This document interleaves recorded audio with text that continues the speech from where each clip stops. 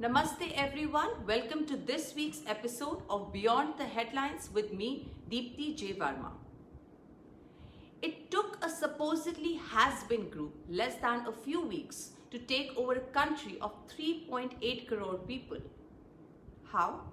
Backed by a deadly cocktail of Islamic faith, infinite patience, immense ground support and tons of ammunition, making them stronger and more dangerous than many militaries in the world. But the Taliban is not Afghanistan's problem alone. It's a collective humanitarian problem. That's why how we react to this news today will impact our future as well. So in this episode, we will look at who is Taliban, what is the Sharia Law, Taliban and the future of women in Afghanistan, India's role in Afghanistan, and most importantly, the rise of Jihadi radicalism in India and the world. Who is the Taliban? Taliban literally means students in Pashto and originally consisted of those belonging to the Pashtun region. It was ousted by the US forces in 2001. 2 decades later, it's back. That new Taliban is not a changed Taliban. It just got smarter.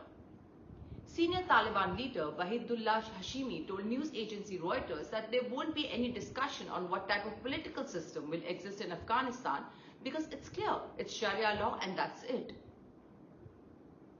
The Taliban emerged in the early 1990s in northern Pakistan following the withdrawal of Soviet troops from Afghanistan. It is believed that the predominantly Pashtun movement first appeared in religious seminaries, mostly paid for by money from Saudi Arabia, which preached a hardline form of Sunni Islam. The promise made by the Taliban was to restore peace and security and enforce their own austere version of Sharia or Islamic law once in power. Afghans, wary of the Mujahideen's excesses and infighting after the Soviets were driven out, welcomed the Taliban when they first appeared on the scene. Their early popularity was largely due to their success in curbing corruption and lawlessness. But the Taliban also introduced punishments in line with their strict interpretation of Sharia law, such as public executions of convicted murderers and adulterers, and amputations for those found guilty of theft. Men were required to grow beards and women had to wear the all-covering burqa. The Taliban also banned television, music and cinema and disapproved of girls aged 10 and over going to school. They were accused of various human rights and cultural abuses. One notorious example was in 2001 when the Taliban destroyed Buddha statues in central Afghanistan despite international outrage. The Taliban of today is far greater than the Taliban of 2001. The Taliban of 2021 is different than that of the 1990s. It's better equipped, it's battle-hardened, highly motivated ideologically, diplomatically savvy, and more proficient in military matters. What's the Sharia law? On April 30, 2013, Pew Research Center published findings of a survey conducted during the days when there was US military presence in Afghanistan, stating how 99% of Afghanis wanted Sharia to be the official law of the land in the state. In the first press briefing after taking power, a Taliban spokesperson also said issues such as the media and the women's rights would be respected within the framework of Islamic Sharia law. So what is the Sharia law? Sharia is Islam's legal system. It is derived from the Quran, Islam's holy book, as well as the Sunnah and Hadith, the deeds and saying of the Prophet Muhammad. It acts as a code for living that all Muslims should adhere to, including prayers, fasting, donations to the poor. It also divides offences into 2 general categories: Hadd offences, which are serious crimes with set penalties, and Tazir crimes, where the punishment is left to the discretion of the judge. Hadd offences often include theft, which under the strictest interpretation of Sharia can be punishable by amputating the offender's hand. They will kill us. Women have no rights. These are the words of a woman who landed in India from Kabul on Sunday.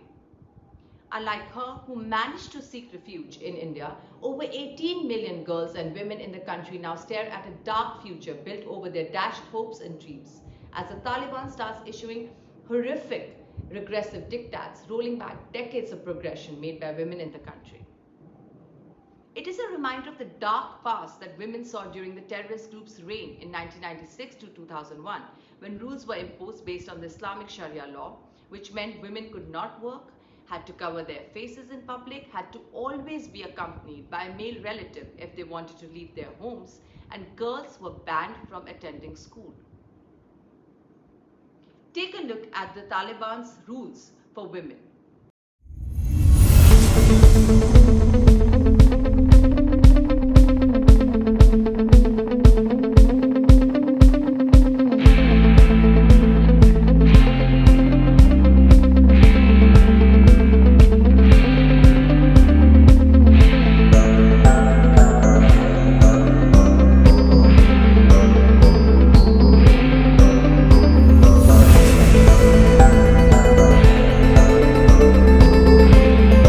The past has now unfortunately become the new reality once again for tens of thousands of Afghan women. This is despite the group claiming that it has changed its stance on women after returning to power after nearly 2 decades, clearly proving that their statements cannot be taken at face value. Over the past few weeks, Taliban leaders have issued an order to local religious leaders to provide them with a list of girls over the age of 15 and widows under the age of 45 for marriage with Taliban terrorists. This is not marriage, but sexual enslavement of women, which is not just a war crime, but a crime against humanity. What's even more disgusting is that this is a strategy used by the group to lure militants into joining the Taliban. Women are being forbidden from leaving their homes without a male escort. In a horrendous incident, girls riding home in a motorized rickshaw were stopped and lashed for wearing revealing sandals. In Kandahar, the Taliban entered bank offices and ordered women employees to leave and not return to their jobs. In other areas under Taliban control, education has been allowed for girls only until the 4th grade. Women are also mandated to cover themselves in a hijab. And over the past decades, women in Afghanistan have made meaningful gains in what is still a deeply conservative, male-dominated society. They were attending schools and had a place in the parliament, government, and business. For these women to see their daughters and sisters go back in time like this is truly, truly heartbreaking. Taliban and India. As the Taliban gains near total control of the country, India will be closely looking at how Afghanistan's relationship evolves with Pakistan. For one, history suggests that a Taliban-controlled Afghanistan has contributed to militancy and conflict in Kashmir always. Declassified US government documents chronicle the nexus between the Taliban and Pakistan's anti-India militant training camps. And with China being a close ally of Pakistan, it could soon get ugly for India. According to Michael Kugelman, Deputy Director and Senior Associate for South Asia at the US-based Wilson Center, this means that India faces the reality of not only a Taliban government in Afghanistan, but also its two biggest rivals, deepening their footprints in a country where India has many equities, investments, and close ties with non-Taliban political leaders. Why Taliban is important for India is for 4 reasons primarily.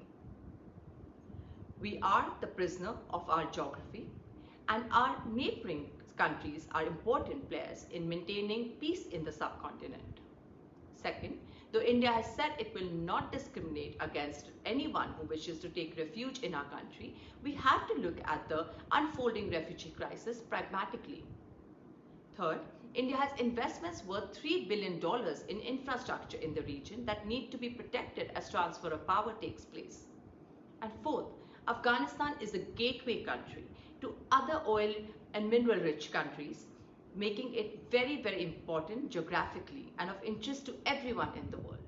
In 1867, a decade after the first great rebellion of India against the British, 2 organizations were born in colonial India. One was Hindu and the other Islamic. Today, the Prarthana Samaj is a mere memory, but Deoband, the Madrasa movement, still exercises considerable influence on millions. One organization that pledges allegiance to the Deobandi worldview is the Taliban. Now, the Taliban recognized shortly after 9/11 that if the global jihad movement was to survive into the future, then it would have to adopt a softer and more inclusive approach.